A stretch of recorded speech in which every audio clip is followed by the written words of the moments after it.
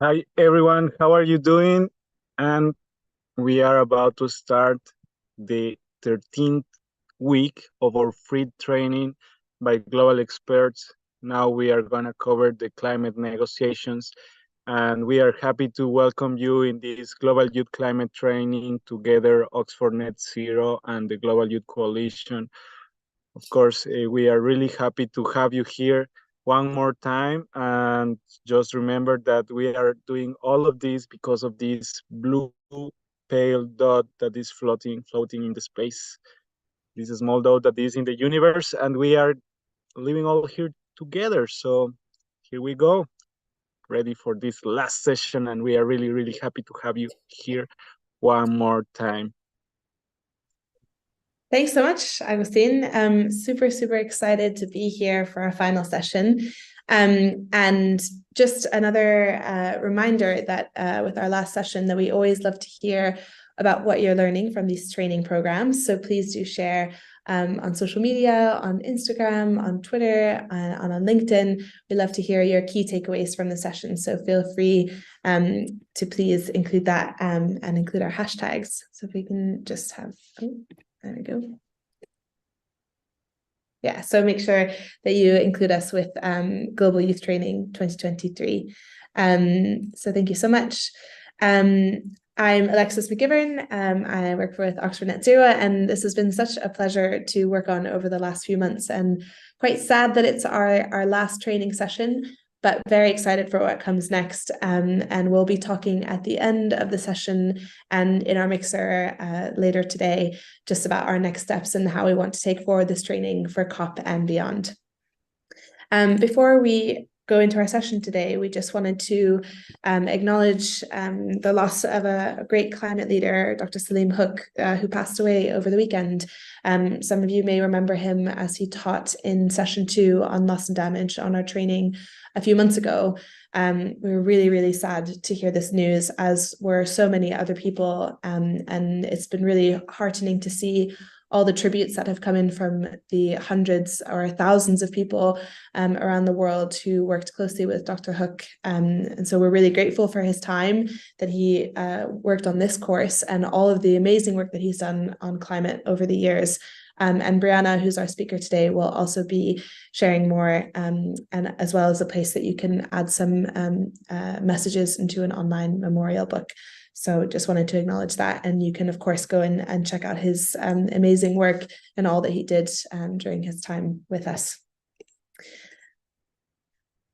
We wanted to start this session by talking about our youth climate training program, why we put it together, and what we're hoping this has achieved. So this all began with a conversation at COP27, where Agustin and I met, and we talked about how many youth are going into multilateral spaces, maybe for the first time, and sometimes can feel quite intimidated by the complex language of the UNFCCC, and how it can be really difficult to translate the advocacy that you're doing into the sort of language and world that the UN occupies. And so we wanted to take a cross-section of everything that was going on in climate and pack it into a training where we recruited some amazing experts and some amazing youth activists and brought it all together. We wanted to do this for several reasons, including the fact that youth are getting much more of a stage and a presence in multilateral spaces. For example, Antonio Guterres has assembled his youth advisory group, and many places are now asking for youth to be giving their voices and their opinions on climate policy. But there can be a gap on the technical knowledge that is needed to engage meaningfully at the UN level. And speaking as an academic institution at Oxford, we also want to bridge the gap between academia and activists. So we set up this youth training with 3 key missions in mind. The first is to make sure that expert knowledge and that those involved in the front lines of the youth climate movement disseminates to much more people. We wanted to make sure that we can leverage amazing information through programs like Terra, an online climate education, and put that all in one space. And we also wanted to make this as accessible as possible. So we've done that through many ways. For example, firstly, that this course is entirely free. that it is delivered in 4 languages, in English, French, Spanish, and Portuguese, and that the recordings are available, so it's not limited to one time zone. So that was our mission. And we set this up very, very quickly. And we got, as you know, 10,000 applications to join this training program. And we accepted 4,500 people onto the course, which is all you. And who are you? That's a great question. We have an amazing group of people. You can see the kind of brackets of the age range that we have. So the most of you are concentrated between 21 and 25 years old, which is amazing. And around 64% of you self-identify as MAPA, which is most affected people and areas. So we're really delighted to have this amazing course with so many amazing change makers, and we're really grateful to you to be along this journey with us, because this is the first time that we're offering this training, and we have a lot of lessons learned, and we're excited for the next iterations of the program with all this amazing stuff in mind. So in our training, we covered so many things. This is our 13th session, and I know that it takes a lot of time and effort and carving out the space to actually focus, especially on an online course. We recognize that it can be, a lot of time we're spending on screens, and it's just more time. So we hope that you have found this valuable and interesting. But in that time, we covered in our very first session what the structure of the UNFCCC looks like. We covered loss and damage, we covered adaptation, we did 2 sessions on mitigation. We talked about climate finance. We had amazing people from the business world to talk about non-state actors. We had a session on climate policy, on gender and climate change, on climate litigation, on Indigenous peoples and climate change, and our last session was on climate change and nature and the nexus between those two. And this would not have been possible at all without our funders and contributors to this program. So as you know, Oxford Net Zero is working on this program alongside the Global Youth Coalition, and they funded a portion of this to make this possible. And we got a major donation from Insight to make this possible, which was amazing. Support from the Smith School, and huge shouts out to Liliana from the Smith School, who has been supporting us really strongly all throughout this program. And we also got some money from the University of Oxford's Van Houten Fund. And we have 2 unbelievable partners in this. I really want to make a very special mention to eco-interpreters. So as you know, every week we have interpreters working behind the scenes to make sure that the experts who are speaking on this course are able to get their insights out to many more people by delivering in French, Spanish, and Portuguese. And that is no small task. It involves a huge amount of training, effort, time, reviewing the materials ahead of time, working with short deadlines, and eco-interpreters have been an incredible partner. So we're so grateful to them. Really, really been such a pleasure to work with them, and they've been amazing. And our other team is Terra. So as you know, we made amazing amount of extra material through Terra's platform, which is normally costs a massive amount of money, and they gave it to us entirely for free for the participants of this program. And people have been really great about making use of that. So want to make sure that more people can have access to that. And finally, just wanted to acknowledge the amazing team behind this. We are a team of young people working across many time zones, across many different languages, cultures, experiences. We all have never met in person, all of us together. A few of us have managed to meet once or twice. We've never all been in the same room, but our hearts are always together because we work so closely together. We have been stressed together, we have laughed together, we have worked on this so hard, and it's been a really incredible project to be a part of. So really grateful to this wonderful team. So just want to acknowledge the amount of work that went into that. And with that, I will hand back over to Agustin to talk us through the agenda for today.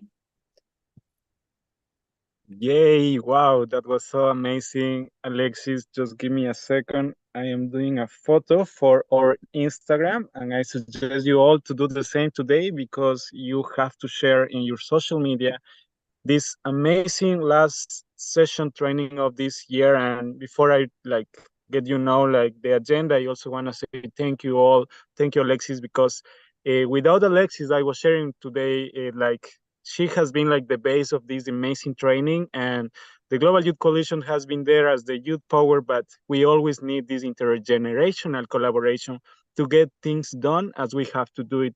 And I don't know if you are hearing me clearly, you are watching me clearly, because I am right now broadcasting from the mountains in Turkey, in a national park. And something that I want to highlight is that it's already like October, almost November, and here we can still feel the heat. And at this point in time, we should already be feeling the winter. And people is around is like happy. Yes, we have more sun around, but this has an impressive and really bad effect on the environment and the animals in the area. So, what are we looking today? We are starting with the introduction, as you just already heard. Then we are going with Brianna Kraft. We will go with some questions. We continue with an amazing speaker, Justina, and we will have a small break. Then we will present you the second global training program that the Global Youth Coalition is about to launch in COP28. And then we will have music by some Quechua friends from Ecuador. And then we have a second part where we'll all finally have the chance to meet each other and to collaborate and to get to know and speak between each other. I was reading some questions in the question room. We will be in COP, and yes, we have some surprises for you. And we want to hear from you, so that's why we have this QR code that you are looking right now in your screen. So I suggest you to go screen this QR code. We want to take notes, and we want to get to understand what are you learning from the sessions, what are the key takeaways from today's speakers, and most important, what are you learning, guys? What's the most important topics that you are hearing from today? So we are, because I don't know if you know, but the Global Youth Coalition, together with Oxford Net Zero, we are writing down a booklet that we will present in COP28. So more people like you have the chance to have a guide during and how to dive into the COP, in the Conference of Parties atmosphere. And as Alexis says, like this all started because I was feeling so overwhelmed of all these fancy words, different small letters that we don't know what does that mean. And even though that I'm a biotechnology engineer, there were so many things that I have no idea what they are. And that's why we proposed together with Alexis this training, and we are in the last session. I am really happy for being here one more time with all of you guys. And yeah, let's go.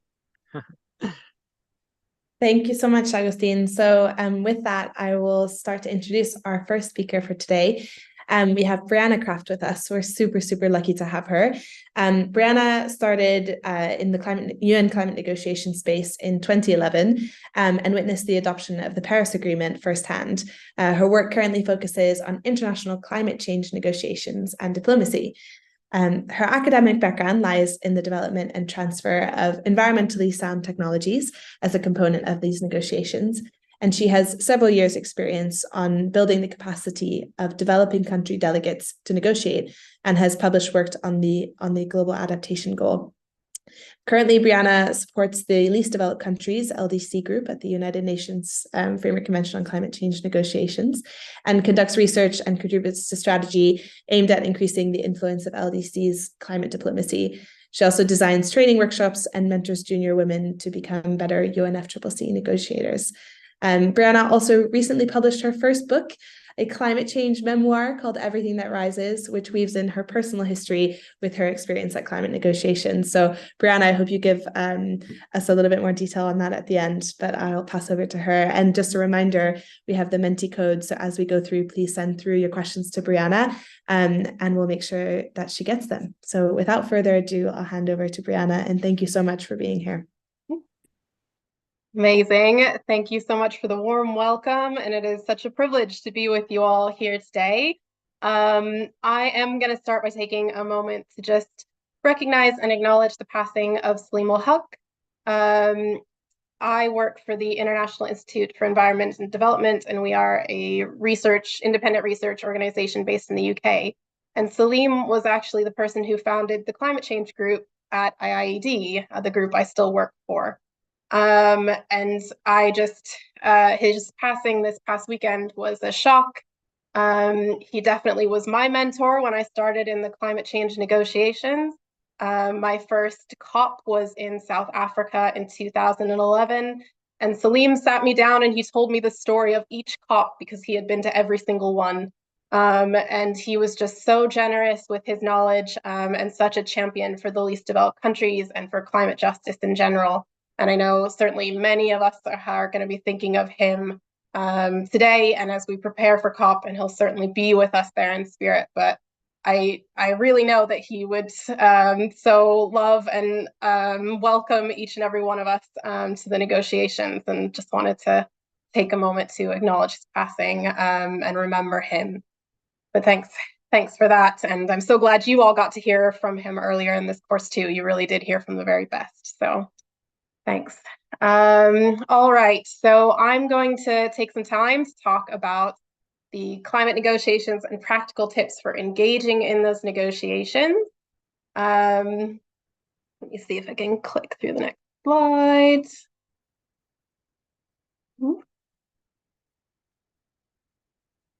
Might be struggling a little. Oh, there we go. I am going to briefly cover who I am and what we do, as Alexis has already mentioned. But then I'm going to really talk very practically about how negotiators prepare for these negotiations, how they work with text, so how do drafts become decisions, and then from someone entering kind of this space, and we really welcome all the energy youth and young people bring to this.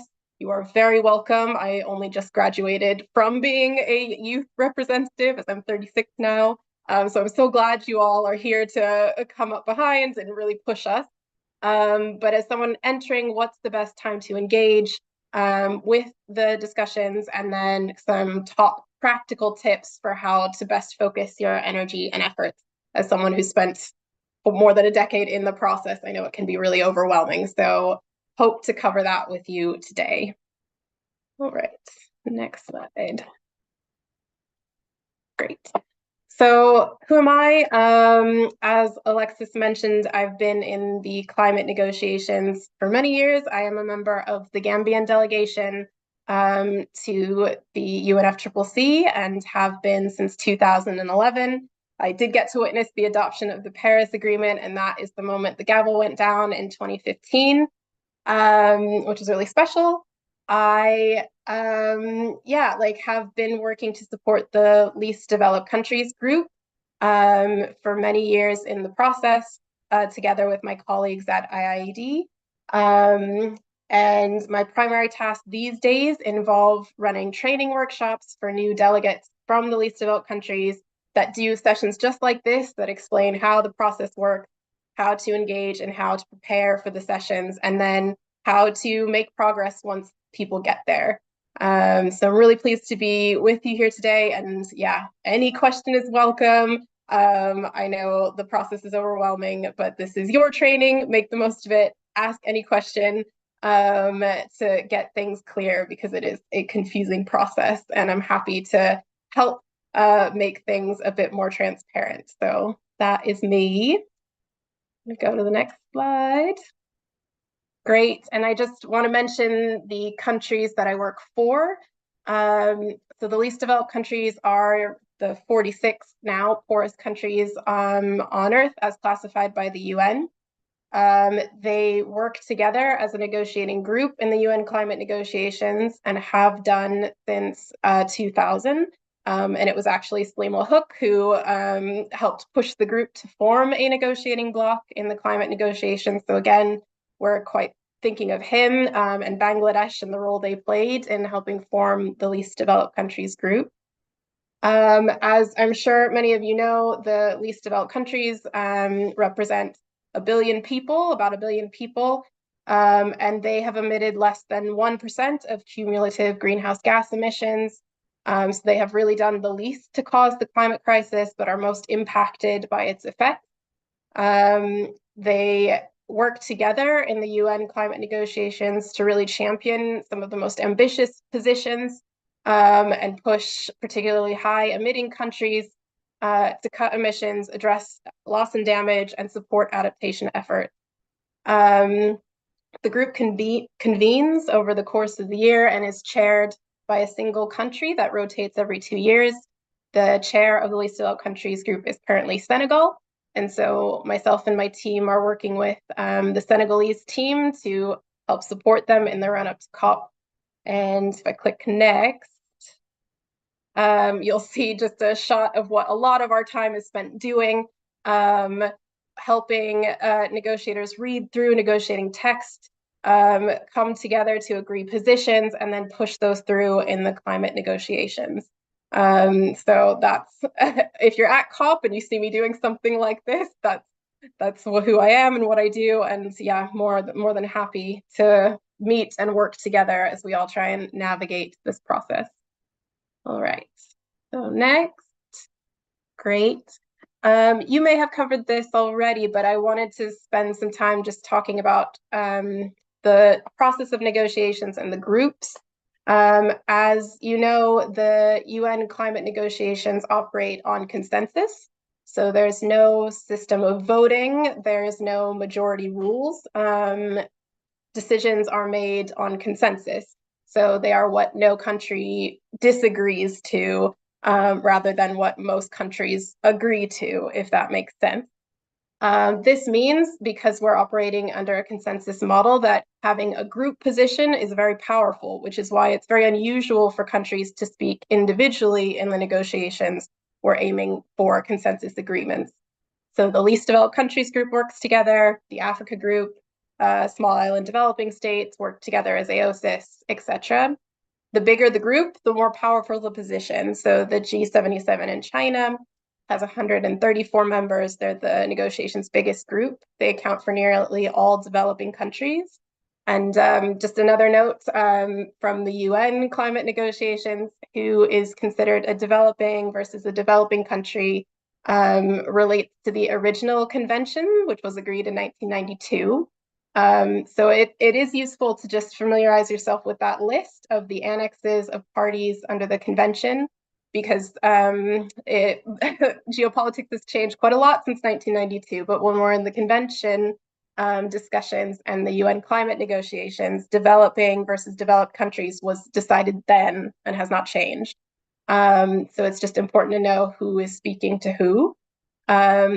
So developed countries also work in groups, including the European Union, the Umbrella Group, etc. And then there are some country groupings which span developing and developing countries, including the Environmental Integrity Group, which I'll see there. But yes, countries operate in groups, and they're looking to make consensus agreements on the various issues of the agenda. Those are the negotiating groups, and I'll move on. Excellent. Okay, so I'm going to talk a bit about how I prepare for the negotiations and hopefully how you might want to prepare for the negotiations. This is going to be related to COP, but I do want to say, as I'm sure you've covered, that the negotiations, the UN climate negotiations convene throughout the year. We have at least one other negotiating session, which takes place in Bonn in the summer. And then depending what's on the agenda, we may have more sessions of the whole process, as well as committee meetings and groups that happen outside of the negotiations. So a lot of the people I work with in the least developed countries group will be working on things throughout the year. It's important to know that, and it's important to keep in mind kind of best times to engage with folks, and just to know that the COP is probably the busiest time, and so it can be very difficult to engage in the process if you're starting just from the COP. But we're preparing now, and we're going to make the most of this COP, but then throughout next year and as we go, there are lots of moments to be involved. My biggest tip for preparing is to choose the one thematic area of the negotiations you intend to engage with. So for myself, that was technology development and transfer. But I see that you've already covered mitigation, adaptation, loss and damage, finance. It's really important to pick one thing to follow. And then you're going to need to read through the provisional agendas and their annotations before the negotiations. So those have just been released for COP28. So you'll have an agenda for the COP, for the CMP, for the CMA, for SDI, and for SBSTA. So we have 5. You're going to need to read through all of those and find where the agenda items relating to your theme are going to be discussed. The annotated agendas are incredibly important because they frame for you how negotiators are going to engage on this issue, what they're going to talk about, and what they're hoping to do in this session. And so they also get your mindset kind of right in terms of what advice people are looking for and what the entry point for you is into the negotiations. So they're incredibly important. So do have a read through those, and I'll be coming back to them and continuing to like talk through how I prepare and how other negotiators prepare related to those agendas. So next, please. Awesome. I'm going to cover this quickly, but I just did want to make sure that like we knew that the decision-making bodies of the UNFCCC are the COP, the CMP, and the CMA. And so these are the big plenary discussions where the gavel actually goes down and where decisions are adopted in the UNFCCC. Not a lot of actual discussion happens under these bodies. These are where decisions are presented and agreed to, hopefully on the last day of the negotiations. That doesn't always work out. And they have different numbers based on the number of times they have convened. So COP has been running the longest. So we're going for COP28. CMP, as it relates to the Kyoto Protocol, has been running for fewer years, and so the number is smaller. And then CMA is our newest one as it relates to the Paris Agreement. So countries who are party to the Paris Agreement are decision makers under the CMA. Those who are party to the Kyoto Protocol are decision makers under the CMP. And then essentially all nations are party to the convention, and so are decision makers under the COP. So those are our decision-making bodies. And the next slide are the subsidiary bodies. So this is where most, if not all, of the technical work of the negotiations is done. We have the SBI, the Subsidiary Body for Implementation, and SUBSTA, the Subsidiary Body for Scientific and Technological Advice. And again, these bodies are doing the technical work of the negotiations throughout the year. So Bonn is their main event in the summer, and it's where most of the technical negotiating work gets done. And so it's very important to read up before we get to COP on what happened in Bonn, and thus what is going to inform what we're up to when we get to Dubai. So thanks for those. And next, great. This slide is a bit overwhelming, but and it's also slightly out of date because things have changed, and I'll circle back to that as well. But I did just want to make the point that there are the 5 negotiating bodies, but then there are also a series of committees, boards, and bureaus that are doing work on the themes throughout the year as well. So just to take my own example from following technology development transfer, I have the 5 bodies agendas that I'm reading to understand what's going to happen at the negotiations. But then throughout the year, I'm also needing to check in with the work of the technology mechanism. So the Technology Executive Committee, the TEC, and the Advisory Board for the Climate Technology Center and Network, the CTCN. They convene twice a year outside of the negotiations, and parties then are looking to implement the decisions they've made through those bodies. Each thematic area has bodies associated with it that meet outside the scope of the negotiations. And so if you are looking to be involved or advise or or kind of reiterate positions throughout the year, it's important to know that bodies are convening outside of the negotiations as well. Loss and Damage has the WIM, the Adaptation has the Adaptation Committee, Finance has a number of bodies and boards. But yeah, there is a lot going on. The UN climate negotiations are the most complex negotiations of the UN system, and the architecture that's been built over the past 30 years is unlike any other UN process. So there's quite a lot, and we're not going to master it all in one session, but it is just important to kind of see the scope of everything that's going on. All right, next slide. Okay, so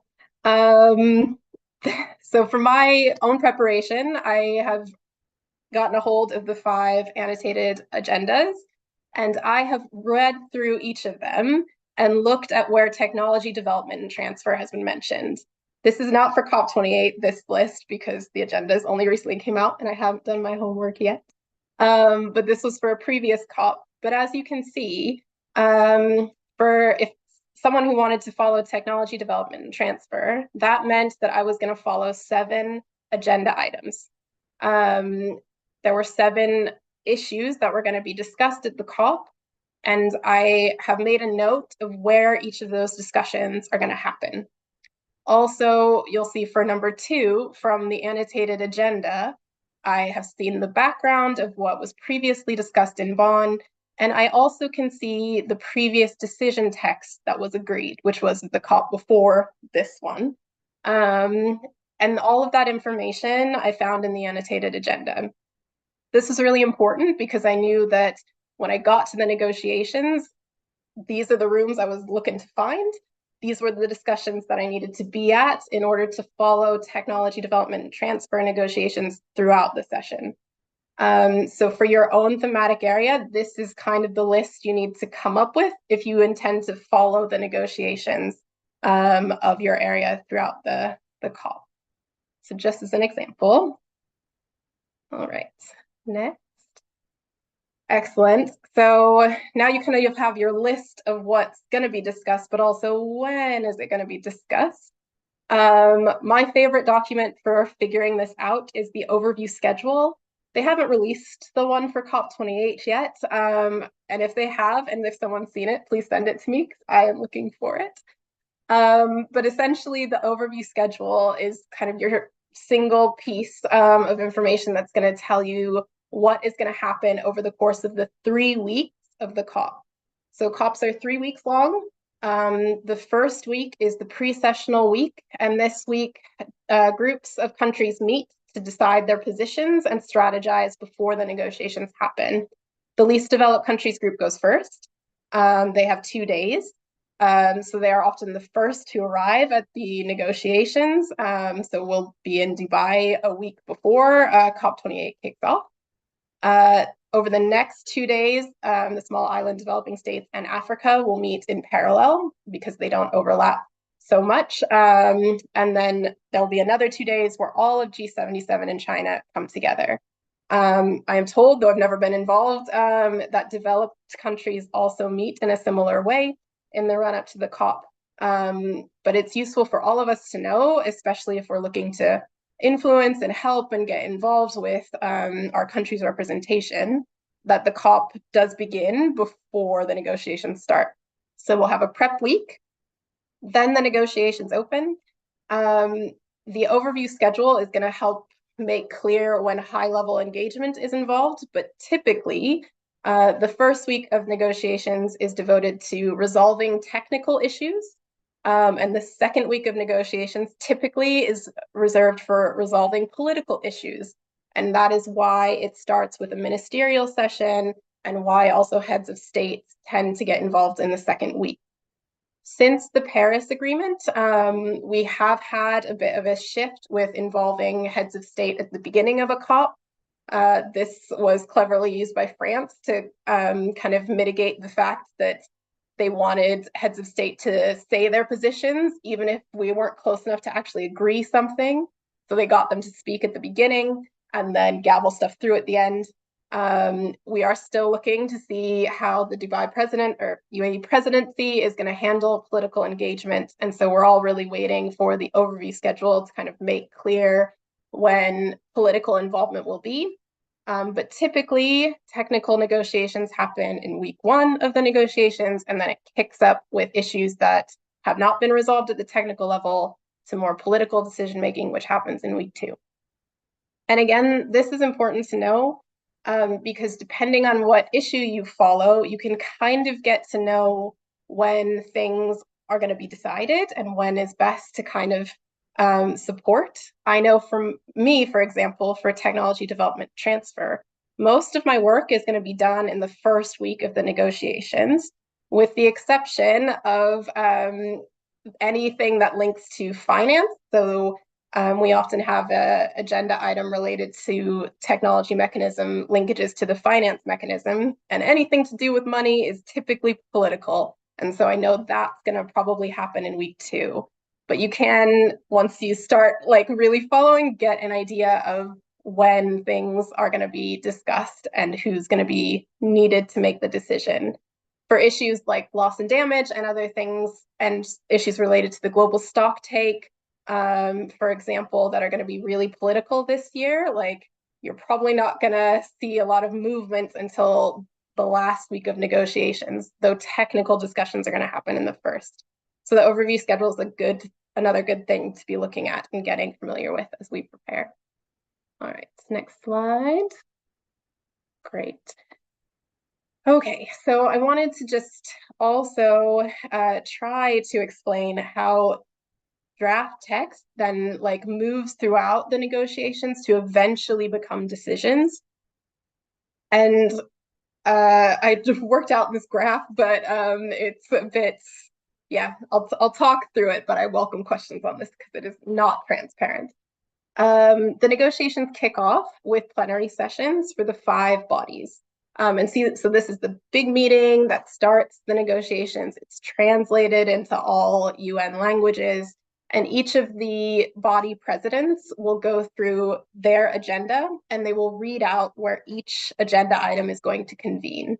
And so if you've done your homework and you know the agenda items you want to follow, you'll hear on the first day loud and clear that the first contact group meeting of your agenda item will take place in this room at this time.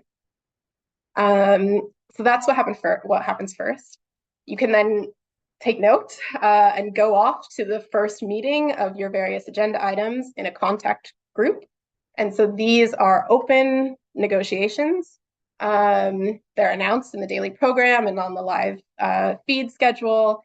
They're open to parties and observers. They are not translated, but they are presided over by the Secretariat. They have 2 co-facilitators who are parties, and parties are going to begin discussing text, what they want to decide at this session. These meetings are typically an hour long, and so the work does not conclude in the hour. In order to continue to progress the discussion, parties are then going to hold informal meetings, and so they're going to move on to a smaller discussion. Informal meetings are presided over by the Secretariat. They are not always announced in the daily schedule, and they are not always open to observers. It is up to parties to decide if they want observers or not. The informal meetings also don't always conclude with an agreement. In fact, I don't actually know an informal meeting that has ever concluded on an agreement. What happens then is that the parties who are actively involved in the discussion are going to move on to an informal meeting. Informal meetings are even more informal. There is no secretariat. They are not announced except to parties who are of interest to this discussion. They're going to be held in a room, probably late at night. And parties are going to huddle and they're going to work out what exactly consensus they can reach on draft text. They're going to take that consensus that they reach, if they can reach one, back to the informal meeting, where they're going to share it with parties. If there's consensus with parties that they're happy for this to proceed, it's going to go back to the contact group, which is open to everyone. They're going to present their consensus to all parties, all observers, the Secretariat, everyone. And then hopefully it'll go back to the plenary session for adoption as a gavel decision. This is not like a necessarily linear process. Sometimes it works, sometimes it doesn't, sometimes it goes back and forward, sometimes it completely breaks down. But I just wanted to give a sense of like how drafts or how ideas move to be drafts and then move to be decisions. Next slide, please. Thanks. Here I've just kind of spelled out again what each of these meetings look like. And the 2 that I didn't touch on are coordination meetings and bilateral meetings. So groups have daily, if not twice daily, coordination meetings. So the LDC group meets at lunchtime in the negotiations at 1 p.m. Where they're going back and reporting on progress made and trying to get advice about how to move these various discussions forward. And then bilateral meetings are even smaller meetings between 2 groups or 2 parties to try and work out like when things get stuck. And these tend to happen late at night when informals break down. And those are part and parcel of the negotiations. We are going for consensus and trying to reach that by whatever means possible. So again, if you are on a party badge, all of this is open to you. But if you're not on a party badge, only some of this is open to you. So it's also really important to know that the chances you're going to have to influence the negotiations and when that's going to be in this kind of cycle. So next, please. Okay. Draft text. So the other thing I wanted to talk about is just how we talk about the various issues that are on the agenda. So you'll find on kind of the right side of the screen, the technology development and transfer items I follow. This was the previous decision that was mentioned under one of the agenda items. And it is very typical of what the language looks like at the negotiations. It starts with some preambular paragraphs, which recall previous decisions. It then moves on to operative paragraphs, where parties are welcoming certain information, and it then concludes with some decision text. So in this case, an invitation for developing country parties to get support from the CTCN, etc. This is how parties form the decisions that they reach in the negotiations. The language is very unique to the negotiation process. And it is not transparent because, again, it's something that no one objects to. It's consensus text, and it's always written in this way.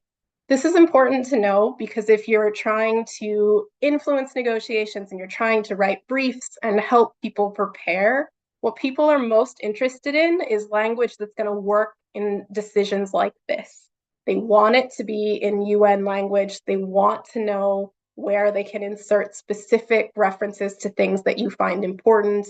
We're all working around, most of the time, a single piece of paper with 9 paragraphs on it. And that's really all the space we have. Another thing to note, which might have been obvious, but like something we don't talk about a lot, is that all of this is done in English. The only room in the negotiations that has translation is the plenary, and that's when decisions are made. And so we're all engaging on English text and having discussions in English about that text, which is incredibly unfair to many, many people. But this is the way agreements are decided in the UN climate negotiations. And I'm happy to take take questions about the text, but it's just really important framing to know that we all come in with such passion to talk about these issues and get across positions, but what parties are actually in a position to agree to is going to look something like this. So next slide, please. Okay, and I'm just going to end with some very, very practical tips because I want everyone to be prepared when we meet in Dubai, is just that negotiating takes place over crazy timescales, as many of us know. Be prepared for really early mornings and really long nights. Know that the COP tends to overrun by multiple days. Please wear comfortable shoes. Negotiation venues are really big. And bring snacks and water, and just do really take care of yourself in this process. Find like-minded people and support each other because it is very grueling. And I will, next slide, please. And I think I'm coming up to the end.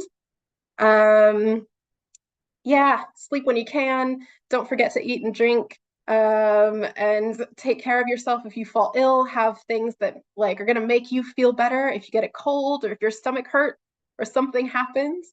And most of us are going to be there for 3 weeks. That's a long time to be away from home. And so it's really just important to look after yourself and look after each other. And I think I'm at the end. Next slide, please. Yes, just some reading and references. A lot of the material that I've been talking about is from a guidebook, Becoming a UNFCCC Delegate, What You Need to Know. It is free and available on IIED's website, and we are shortly going to produce an update to that before COP28, and so look out for that. Very useful. For language stuff, we have a Climate Negotiators Terminology Pocket Guide, so each of those operative words and what they mean and what they don't mean, very useful. And then a personal shout out to my memoir, Everything That Rises. If you want to read a personal take on negotiating life, I recommend my own. So yeah, you can get that where all fine books are sold. But thank you so much. It's been a real privilege to speak to you all. Thank you so much, Brianna. What a fantastic mix of incredibly technical detail and just some really useful practical tips, which is really, really exactly what we're looking for. So thank you so, so much. We have had so many questions. I actually think this is the most amount of questions we've ever gotten for a speaker. So I've just picked a few of them because we couldn't possibly go through all of them. But here's the first one. How do you make the best out of COP for a youth attendee? What should be the key expectations or takeaway for someone with no background in climate negotiations attending COP for the very first time? This is a great question because this is the hard one. I think if I were gonna do it again and kind of start in the negotiations as a young person, I think if your priority is to support a particular delegation or particular group, to introduce yourself to them early before the session, and then make yourself available to them. I think what we often don't talk about is how unfair the negotiations are. My own country, the US, brings 300 people to the negotiations. They have a whole team to follow each agenda item.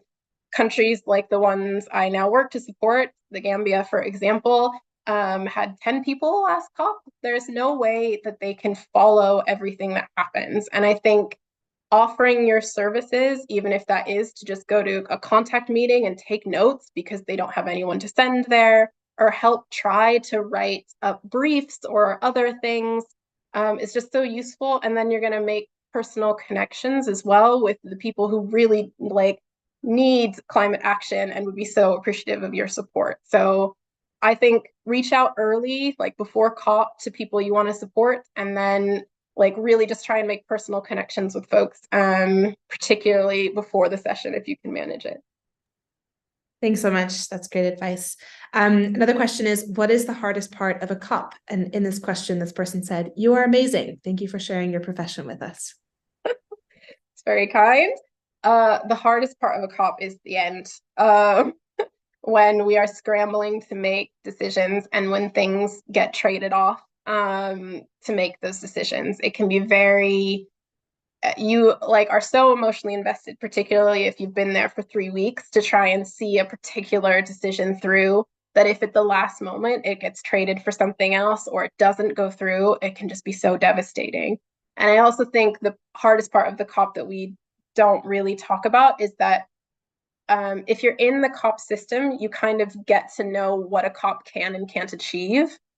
And that does not match actually addressing the climate crisis. And I think that disconnect is also just really hard to deal with personally, but also hard then to answer to everyone else. Because if you know that the COP is really just trying to get everyone to agree on something, even if you achieve that, it's nowhere near what we need to achieve to address the climate crisis. And that's going to be really hard to deal with on a number of levels. And then where do we go to actually address the climate crisis? So yeah, being involved in the COP is hard. And I commend all of you for really wanting to, because we really need help.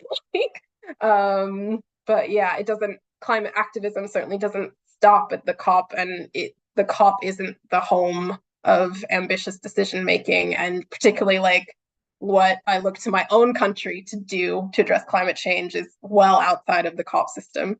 But yeah, that's a hard question. Nice question. Yeah, no, and as you said, the COP isn't everything, but it is the tool that we have. So making sure we're using it correctly and doing everything else. It's making sure everything is happening. There's a question asking just about the different types of badges. So what the kind of different types of badges hold. So observer badges, party overflow, and what that means for different access to different spaces. Mm-hmm. That is a good question as well, because this has changed a lot, even in the time I've been involved in the negotiations. I think we're now up to 6 badge types. And so that's unprecedented. When I started, I think there were 4 badge types. And so I guess the badges with the most access are party badges. Parties are able to attend everything. They are able to go in every room. Party overflow has slightly less access, but is still pretty accessible. Party overflow is used to these days to kind of streamline a party, particularly for big parties, to when we're having kind of stock take meetings and other plenary sessions where they do need to limit the number of people a plenary hall can hold. And so the party has to decide who gets in that room and who doesn't. So that's set by the parties themselves. And it's to keep the US from having 300 seats and everybody else having to wait outside. There are observer badges. So access for observer badges is decided by the parties, and it's decided these days by agenda items. So some agenda items are completely open to observers the whole time. Others are not. And particularly for politically fraught issues, observers nowadays get kicked out really quickly, which is very unfortunate. So yeah, like it has less access, and you won't always know if you're going to have access. It can change that day. A party can always put up their flag and say, I want all the observers out. And so it's just good to know for your own framing. Media badges have access to media areas in the COP or venue, and media areas only, and like the press areas as well, where like media conferences happen, interviews happen, that kind of thing. And then we have secretariat badges as well. And so you'll see a distinguishment of like who works for the secretariat, and it's meant to be like recording things and moving things. And they are meant to leave if parties are having informal conversations. But you can clearly see who works for the secretariat and who doesn't. Those are all I can remember off the top of my head, but I think there might be another one. So it's quite a lot these days. That's super useful. It's and yeah, very, very helpful to understand the distinctions between them. We're running out of time, so just one last question, which I thought would be a nice one to end on, is what's your favorite part of your job? That's a great question. Oh, I wish I was asked more about that.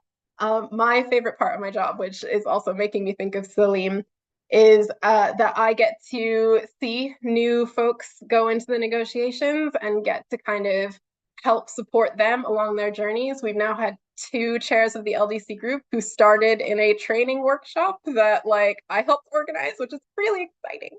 But it is so nice to like watch people grow into these positions and like really speak so passionately and represent like 1 billion people who are the most impacted by climate change. And to think that I had even a small hand in helping that, like, is really rewarding. And it is so nice as well to get more women involved in the process.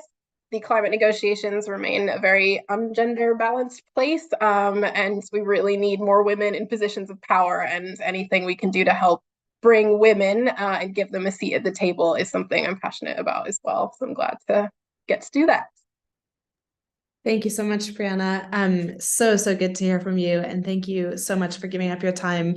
I know this must be a really busy season for you, so thank you so much, and for all the great work that you do. And best of luck at COP. I hope it goes in all the agenda items in your favor, what you guys are hoping for. So thank you so much. Appreciate it.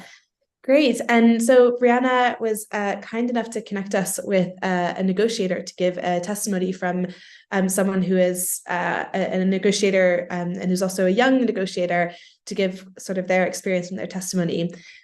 So we're really, really grateful to welcome the comments from Justina Aurea da Costa Bello. She is a climate negotiator and Montreal Protocol projects lead for Timor-Leste.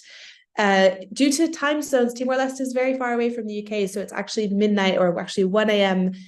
Where she is right now. So she has submitted to us a pre-recorded comments so that she can be with us without being with us live on the call. But she has really graciously offered to answer questions by email. So please do submit your questions, and we'll make sure that they get to Justina.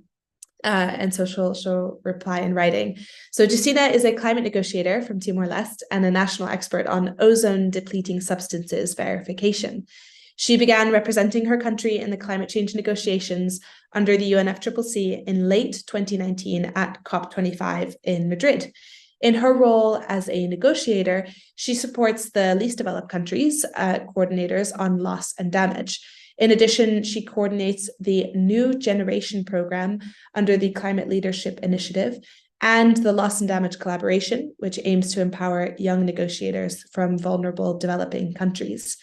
At home in Timor-Leste, Justina leads the implementation of national programs under the Montreal Protocol and works closely with both UNEP and UNDP regionally through this role. She is responsible for overseeing the national compliance strategy of projects approved by the Multilateral Fund, as well as developing and enforcing policies and legislation. She is proud to represent her country in Montreal Protocol meetings. So I'll pass off to Justina's pre-recorded remarks, and I believe Fred, who's helping us with the tech, will get that up.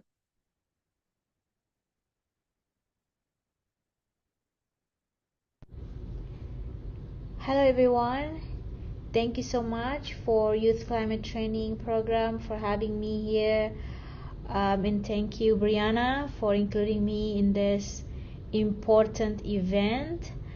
It is good to see you all here today. So I'm going to talk about the negotiators' experience in the UN climate change negotiations. So let's start from there.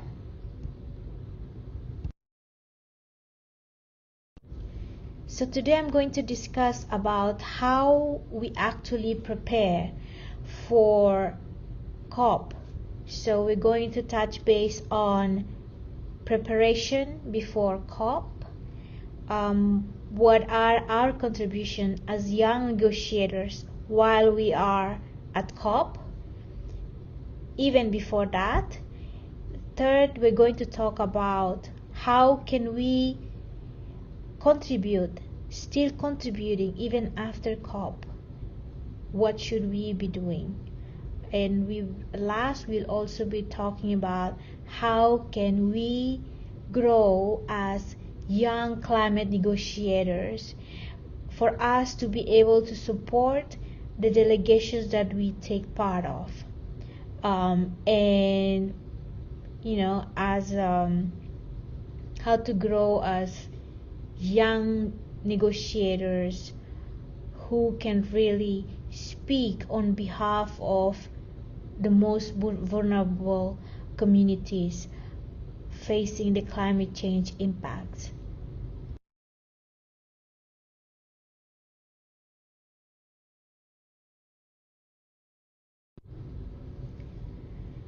So that is that for preparation before COP. So during COP, we must expect early mornings and late night negotiations. Every morning, we must check the daily schedules that are posted in the UNFCCC's website. We must attend coordination meetings. Here is where the coordinators will be asked by the chair of each negotiating block to report back on what has happened and how we can strategize for the next negotiation sessions.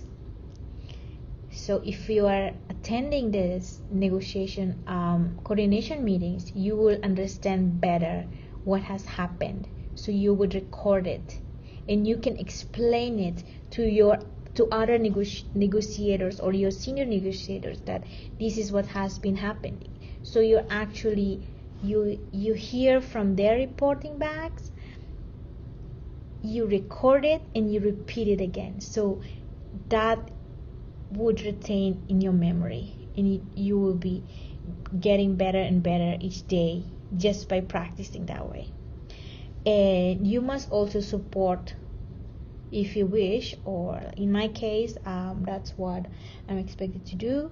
I also support my delegation as needed. Let's say, but every morning I would wake up early and check the website, the UNFCCC website, and I will list down the schedule for today, for the day. What are the meetings? So I would summarize and share share it with our delegations. It is also critical for some youth from like some countries. That is the way for us to really connect with our national focal point. When they see that we can support them, it is easier in the future for us to get budgets to attend these meetings. So we must collaborate with our national focal points for UNFCCC. And as I mentioned, this is gonna be a good practice for us to keep ourselves updated on what's happening in the negotiation.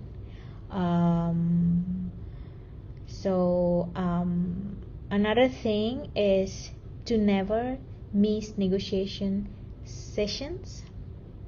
Just in case you want to leave or go attend a side event, you must inform one of your colleagues who are following the same thematic. Inform this person saying, hey, I'm going to be attending a side event which is really important, so could you please update me on what's happening. So that way you can be constantly informed on the progress of the negotiation, so that when you're back in the room, you know what has been happening, so you wouldn't be lost, because just 1 minute out of the room and you come back, things will change, some of decisions will be made.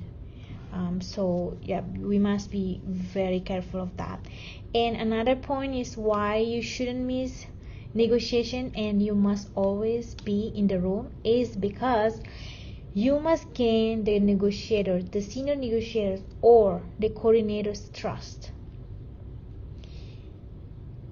In the negotiation, trust is very important. You must earn their trust, because negotiation sometimes becomes very political, and to safeguard the confidentiality of positions or interests or strategies, they normally wouldn't, the senior negotiators wouldn't want to include young negotiators because of that. So you must follow it diligently. You must earn the trust so that they can include you in the next meetings or in the next important sessions. So for you to learn and prepare yourself when you take over in the future of becoming the negotiator for your country. So, but also remember to take care of yourself. To those who just attending COP for the first time, enjoy the COP. Treat it, just don't put too much pressure on yourself. Have fun a little, and don't forget to network. It's very important. You must network. And next would be post-COP. So what's gonna happen after COP? So there are some certain times where you after COP, that's it, you go home and you're gonna be involved in your let's say organizations or the job. You're going back to your own daily jobs that you're doing. So make sure that like the decisions, you read the COP decisions on the agenda item, that you follow what was decided there, and you follow through. You highlight the key aspect or the key decisions.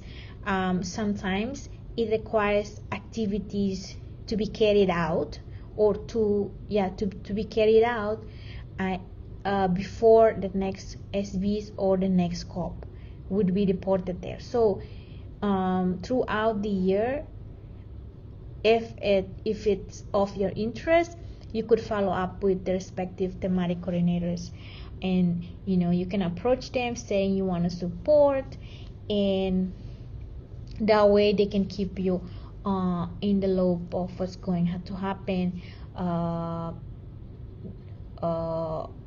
in the process of going to the following COP or SB. So yeah, that is all from me in terms of our contribution as young negotiators. I will continue on. In this slide, we're going to talk about our.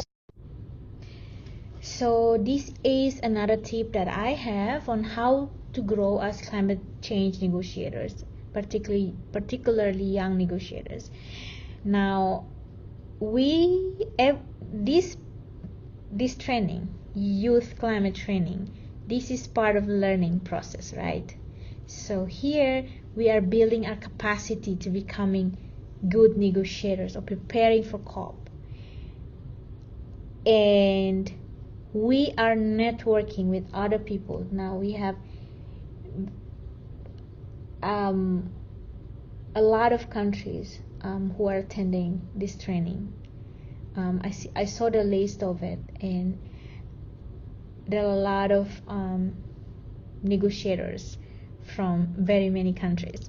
So here we are networking with these countries, build relationship with other negotiators, be friends with them, be friends with LDC, SEEDS, G77 China, be friends with Umbrella Group, everyone, all the parties. If we can have a sense of like you will be negotiating with your friends, in that sense, it will be easier for us to actually share and understand our positions better, so we can have a landing zone when we go in and negotiate. Now, after we learn, network, what can you do? So learning is a progress that needs validation. They say that, yeah. So I hope I'm making sense. So after you learn, you must utilize what you have learned. So you put it in practice. You put what you learn in practice. So now, after we've gone through all this training, you will go and negotiate or follow negotiation diligently as negotiators in COP28. Once you have done that and you learn all of it, you understand the positions, you understand the strategies, the processes. Now the next step would be to multiply the knowledge. If you belong to a youth-led organizations, make sure that the thematic area that you follow, you bring it back home to your organizations or your community, and you build their knowledge on the negotiation of the thematics that you follow. So that is that, because in my personal view, if you just learn and you don't utilize what you learn, you will always have, there's always be a gap there. So it is important that you practice what you learn and you share it with other people.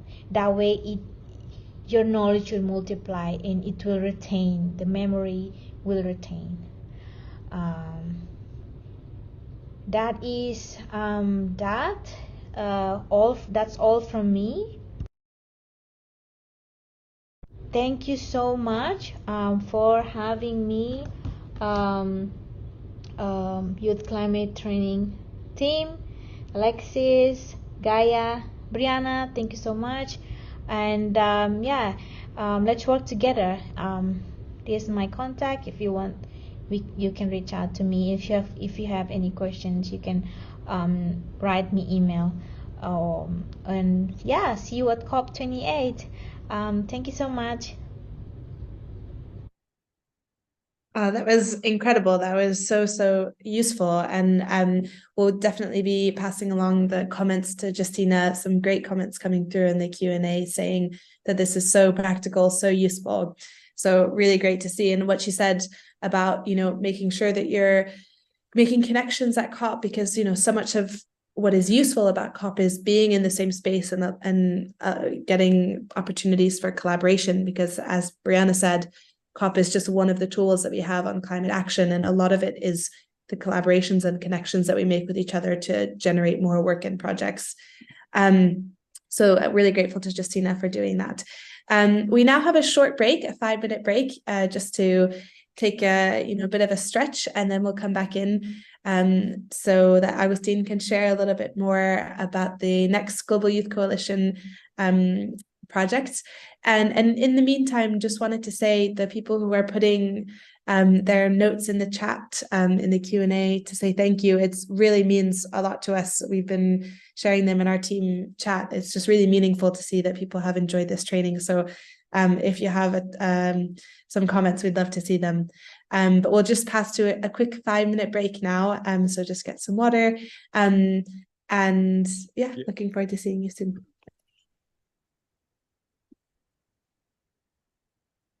Oh, sorry. And just before that, we'll send the attendance form by email. And it's there, and it will be sent to your emails, and it will be active until the 20th of November. Yeah, just want to say, guys, do networking at COP28 is the most important thing, as Alexis says. This amazing training and all what you're saying on the chat is because we were just sharing a coffee with Alexis. So if you go to COP, use this time wisely, attend the meetings, follow them, use the knowledge that you have gotten here, but also do a lot of networking, because this small spot in the planet is where all the climate advocating people is going at some point, and when we spread again in the planet. So we come back after this break. See you soon. And yes, we will have some music. It's coming. Don't worry. I hope.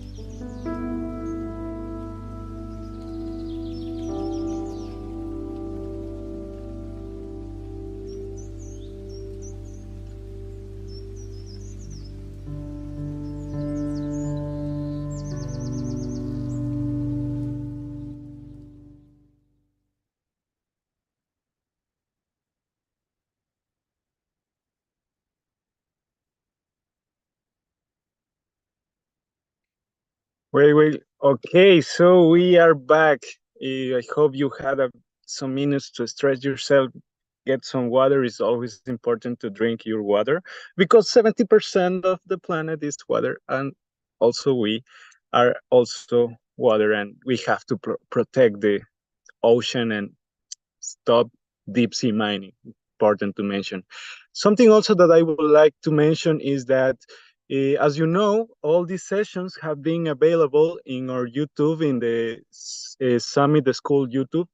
And for that, we have volunteers that have been helping us: Wakar, Eunice, Renato, Marina, Estefania, Dakar, and Denzel. So thank you so much, guys, and for all of the volunteers that have been supporting us during this amazing training.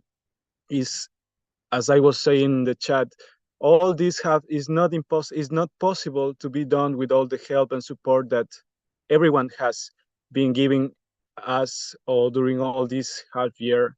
And we are really, really happy to get to know these people because of networking. And right now we are about to watch a video of some of the surprises that the Global Youth Coalition has for you guys, and the Reforesting for Peace project. Let's not play it yet, please, Fred. But I would love to share that after an intense work of a year, we got and we have been granted with a small kickoff budget so we can make this project a reality. We are still, that's one of my missions for COP28, still looking for the rest of the funding for making it possible. We are intending this time not just to train people, we are also intending to equip, to gear up NGOs all over the planet, 500 NGOs.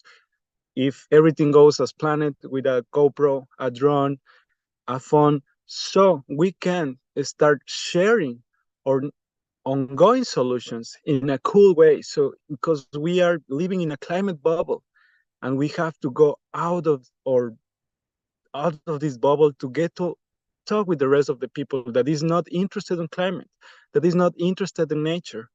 And that's why the Global Youth Coalition is happy, and excited to share with you guys today.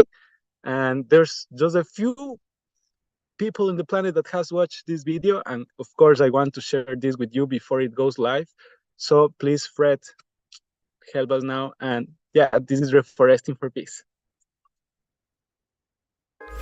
Hi everyone! The Global Youth Coalition is delighted to present today the Reforesting for Peace project. This last year, we have experienced more than ever the effects of climate change, contaminated ecosystems, heat waves, floods. These last ones, for example, have claimed more than 57,000 lives in the past decades. Therefore, we must rethink how we deal with social and climate crisis, because a lack of captivating and conscious content can lead to disconnect the climate guardians' efforts from public perception. Reforesting for Peace addresses this issue by leveraging filmmaking and social media to inspire a global movement to bridge the gap and to empower youth to drive impactful climate action. With this, as part of the GYC capacity building strategy, we aspire to empower youth, climate scientists and NGOs to use the tool of filmmaking. Amnesty International, Greenpeace and Oxfam are some examples of how filmmaking has an impact on the support and involvement you get. Oxfam mentioned that the film Iron Hope increased the donations to the organization by 15%. Not every organization has the capacity or equipment to create a high-quality content and raise awareness around their ongoing solutions. Our plan is pretty ambitious but necessary. We will train 5,000 youngsters with movie-making skills for cool content creation and connect them with 500 NGOs on ongoing solutions. They will receive proper equipment from our side.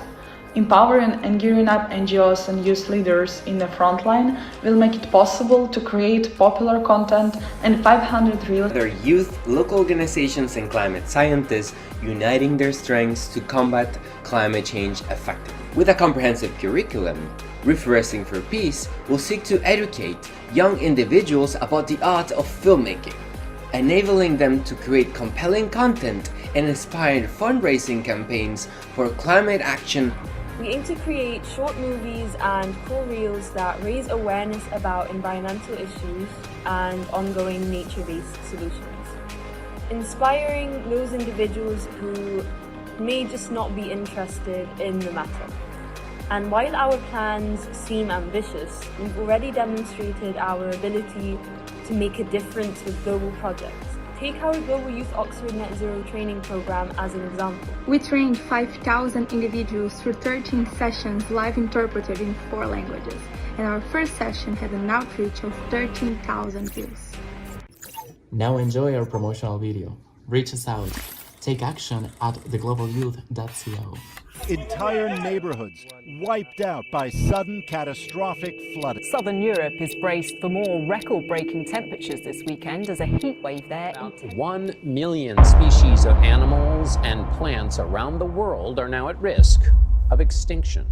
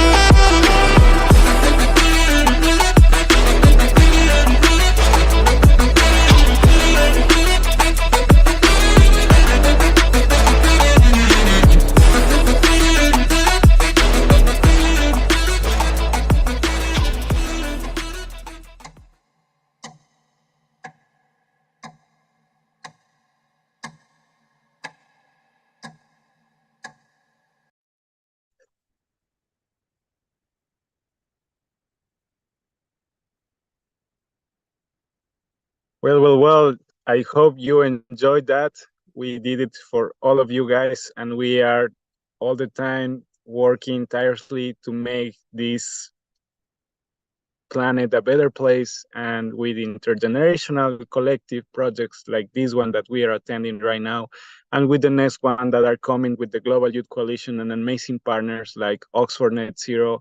And for this next training that we are also parallel doing this next year, we will be having speakers from National Geographic, Nature Conservancy, Project Seagrass, and we are also talking with Netflix and trying to get as like high-level speakers for the global youth, because we need as much as we can. We need as the best tools and the best trainers to advocate even better for an amazing and greener present and a more sustainable future.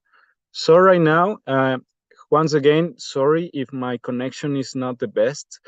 I am actually giving this session from a tent. I am camping in the mountains. This year I have been moving myself around in the area, waiting for COP28, don't going back to Las Americas, so I don't take that many planes to come back to Dubai. And right now I am in these mountains. I'm trying to check also how are the communities here doing, looking what's going on in the planet to advocate better for a global movement and for what we need for our future. And well, that was it. Reforesting for Peace. I hope a lot of you guys also apply for this training that we will be having next year. And right now, I would like to welcome to mis compadres, my colleagues from Ecuador, mis coterráneos, mis ñaños. They are from Ecuador. Their name is Runa Rap. They are a group, a music group from the community called Teguche. We will receive Ruminyawi Tontakiba, Fuyo Wahan, Andres Pijamba, who is the DJ and producer who I have been talking last days. And I love that. I hope that you enjoy this that they have prepared just for you guys. And then Also, if you have questions for them, please write them so we will have some minutes with them to check how it is to be a musician in an indigenous language that not many people understands, but they get to rap in a way that, wow, I just love them. Now, please, Fred, help us again, and I hope you enjoy it. The Global Youth Coalition, yeah.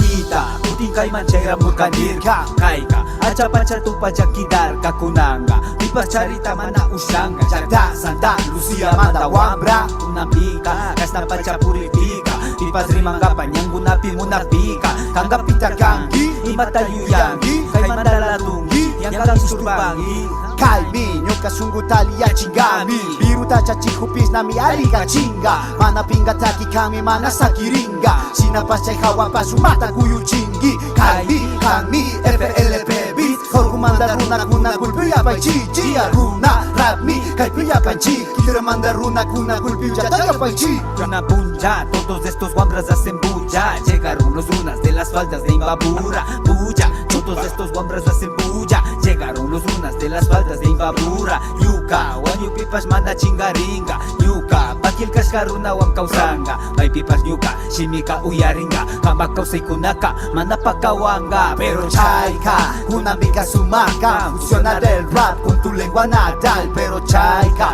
kunambika sumaka Funciona del rap con tu lengua natal Con tu lengua natal, wop, wop, con tu lengua natal Una rap está en la casa, ajá. Rap, rap, rap, rap. Esa es una rap en la casa. Rap, quichua, rap, quichua.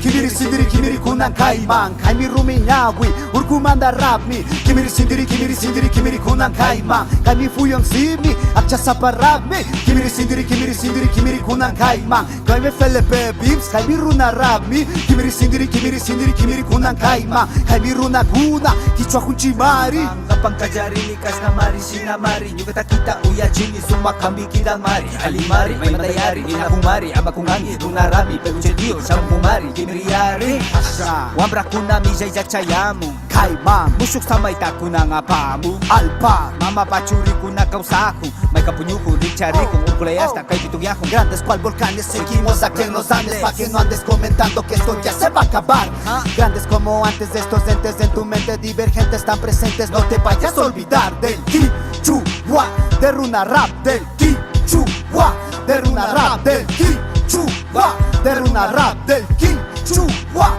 de runa rap sí kimiri sindiri kunan kaima kaimi ruminyawi urkumanda rapmi kimiri sindiri kunan kaima kaimi fuyam sibi akcha sapa rapmi kimiri sindiri kunan kaima kaimi FLP beats kaimi runa rapmi kimiri sindiri kunan kaima kaimi runa kuna kichwa kunchimadi RUNA con rap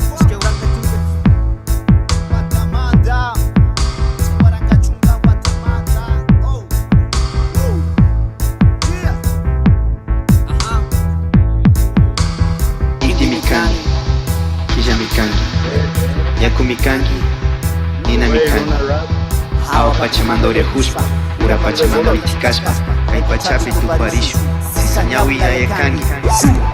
Iskay, Himsa, Chusku, Watakuna Rikuskani, Masatami Dura Kuku, Imasasara Kuku, Imasahiwa Kina Basta Miawa Sisa Tuku, Pero Tuku, Ding, Taitakuna Manjari, Yanatanya Kumiris Pachakra Kuna Wanuri, Irai mi pipas, Aswata, Budata, Muteta, Rabina Malinga, Saikawa, Rikuni, Waikukuna, Mapaya, Mama Yanapa, Ita Yanapa, Maipikas Papas Iskandita, Waikuna, Umapan, Ama Shakiaichu, Kuyaimi, Shinamikangi. Ama Wakachu, Pachamama Wakachu, Ama Wakachu, Pachamama Wakachu.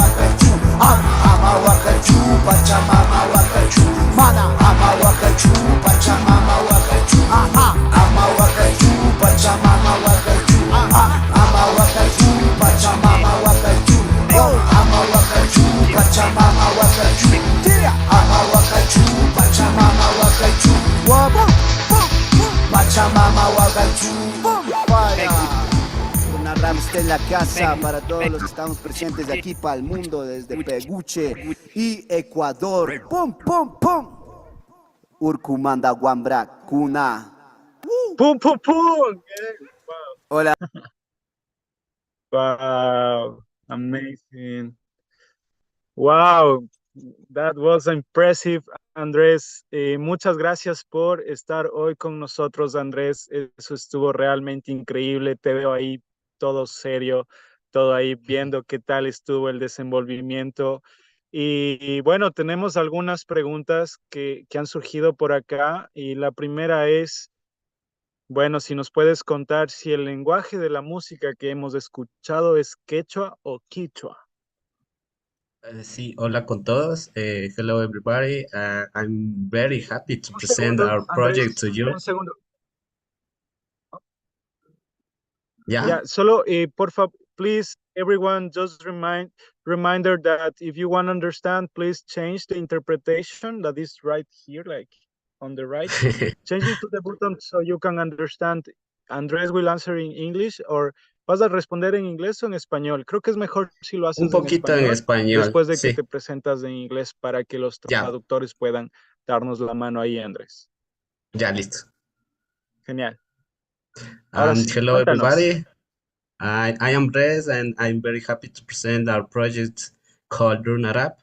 And we are from Ecuador and we mixing the traditional songs with some songs with rap songs, and I'm very happy to present our project. Gracias por la apertura. Bueno, nuestra música la realizamos en lengua quichua, propia de nuestra comunidad de acá del Ecuador. Ya, genial, Andrés. ¿Y cuál es la diferencia? ¿Puedes contarnos la diferencia entre el quichua y el quechua para que la gente del mundo entienda un poquito esto? Bueno, hay unas variaciones en la cuestión del alfabeto en quichua y en quechua. Entonces nosotros utilizamos mucho lo que es la K y en quechua utilizan mucho lo que es la Q. Entonces esa es como que una variante considerable en el alfabeto del quichua y el quechua. Sin embargo, compartimos muchas de las raíces de que tiene el lenguaje quichua y el quechua. Ok, son esas pequeñas diferencias, ¿no? Eh, Otra consulta que nos hacen por acá es, ¿cómo fue tu motivación para empezar a hacer música rap en tu lengua nativa? ¿Ha resultado esto como un obstáculo o un reto para ti y tu grupo? Sí, justo nosotros vimos la necesidad que existía en nuestra sociedad porque la lengua quichua aquí en nuestra localidad se estaba perdiendo y la identidad también. Entonces nosotros como jóvenes vimos la necesidad de mezclar tal vez nuestra lengua con algún producto que ya estaba consumiéndose en la masa, digamos, en la sociedad. Entonces una de ellas vimos al rap como una herramienta más allá de ser una herramienta musical, vimos una herramienta también desde la cultura, ¿no? Desde la cultura del rap que es demasiada social, ha pegado con la cuestión de ir un poquito con la cuestión de alzar nuestra voz, ¿no? Entonces nosotros utilizamos este lenguaje musical para poder llegar a decir nuestros mensajes y también decir las problemáticas que nosotros tenemos y teníamos en ese entonces a toda la población y también a quienes nos escuchan, ¿no? Y también se identifican con nuestra música. Entonces nuestro rap es identitario, busca fortalecer nuestra identidad y pues sí ha sido difícil en el transcurso de nuestra trayectoria, sin embargo seguimos en la lucha. Qué bueno escucharte, Andrés, de Runa Rap. La última pregunta es, La última pregunta que nos hacen por acá es, ¿qué piensas tú del artivismo, de la forma de hacer activismo a través del arte, como la música, como la pintura? Muchas veces nos limitamos a la protesta, pero en el activismo también es una forma de protesta pacífica, ¿no? ¿Qué piensas tú?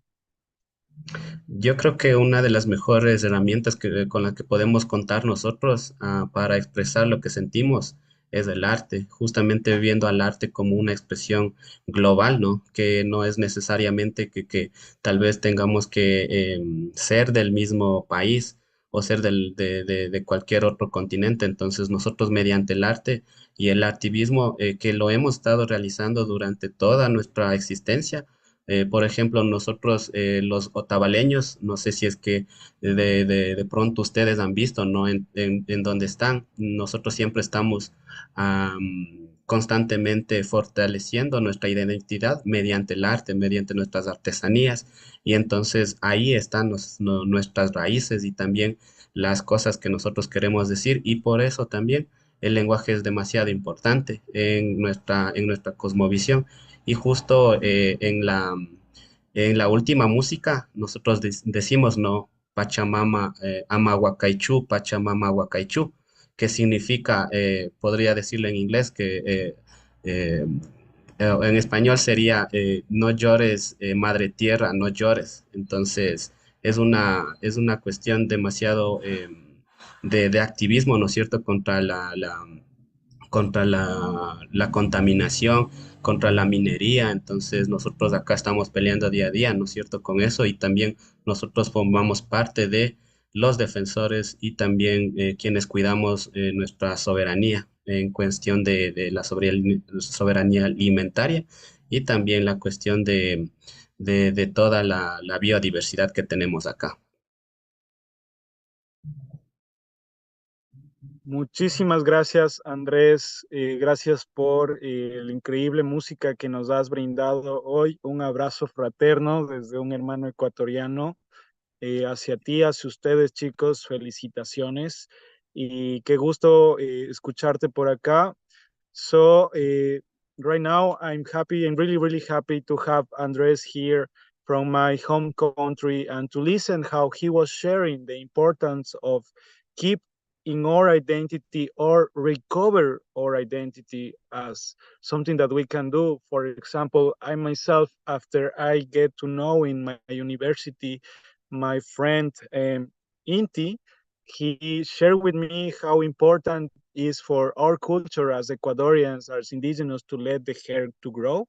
And as I am a mestizo, I decided after get to know him to let my hair to grow, and now it's something really, really important for me and my how I is my way of doing activism as well to get my hair long and recover my ancestors and recover my culture as well.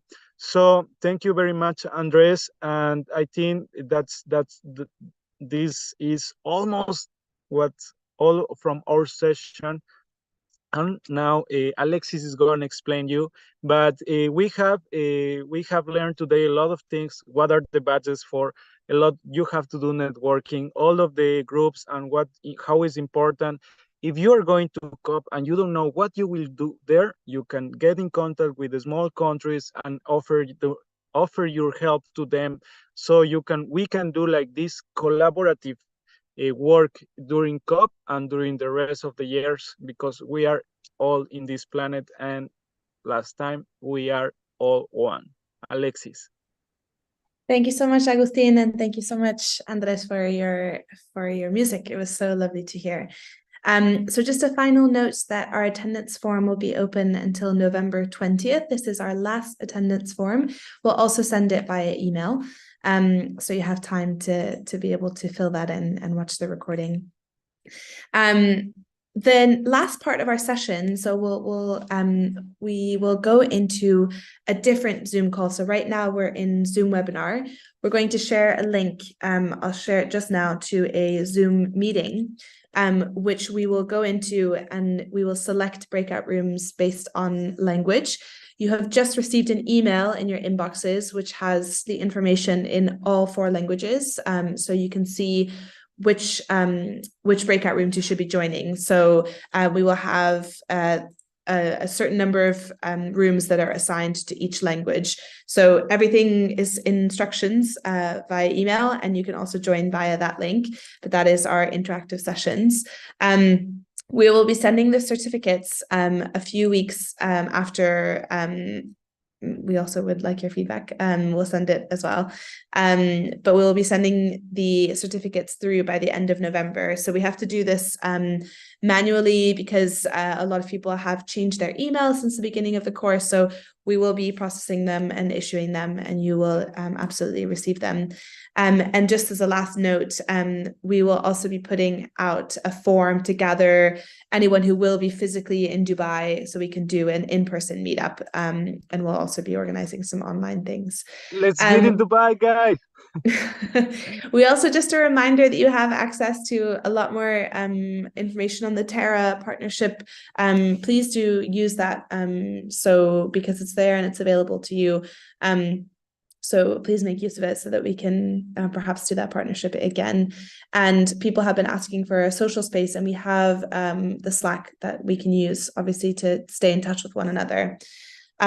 So yes, so as we said, we'll be meeting in the Zoom meeting. I've put the link in the chat just here. I'll put it one more time. You should also have that in your email inboxes just now as well. And you'll join a breakout room based on your language. And Gaia has prepared a small quiz that covers some of the topics that we discussed. And the quiz can be done during the discussion with the others. Or it can be done on your own time. And that quiz is, again, in the different languages, and all of that information is in the email. So we're going to end this Zoom webinar and meet in the Zoom session. So we'll see you very shortly in that link, and looking forward to seeing you there. But thank you so much. It's been such a wonderful experience. It's really special for us to see all of the testimonies of people who have enjoyed this training. So thank you so much, and goodbye. No, it's the last one. I miss you guys. I miss you already. Hope to see you. Everyone go to the Zoom. Alexis is already going to the Zoom. So I still see 200 something here. Numbers should go down until we make this off, Fred. Let's wait a bit till the 170 people that are still here. Go to the Zoom link that is on the chat. Let me share it again. Could you terminate yes, that's good. But let me share once again the Zoom. And don't forget to follow us in our social media, the Global Youth /CO. And we will be happy to share with you the surprises that we are working for next year, and also for this training. We are working every day, no matter where we are, for the planet and for our generations. Intergenerational collective work. So, okay, I'm also going to the session in Zoom. Thank you so much once again. Thank you, Fred. Thank you, Liliana. Thank you, all the interpreters. Thank you, everyone, for supporting us and for all this amazing training. This could not be possible without you guys. Really, really happy to have you here. And I think still see 22 people. What are you doing here? Go to the Zoom link. Yeah, exactly. Go down. Thank you. 100. Mm,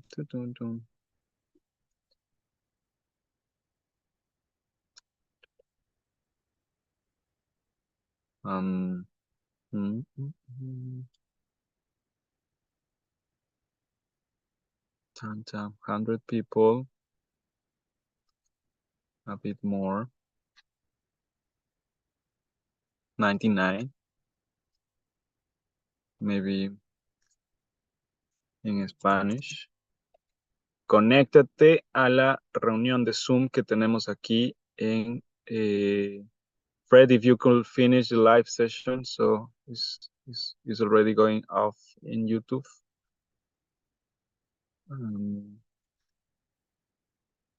And please join the Zoom link. 90 people are still here. Okay, I'm also going to the Zoom now and hope to see you there as well. Thank you, Fred. Thank you, everyone, once again. Thank you, Smith School. Yes, if possible, it would be great to if you join there as well. Okay. Okay.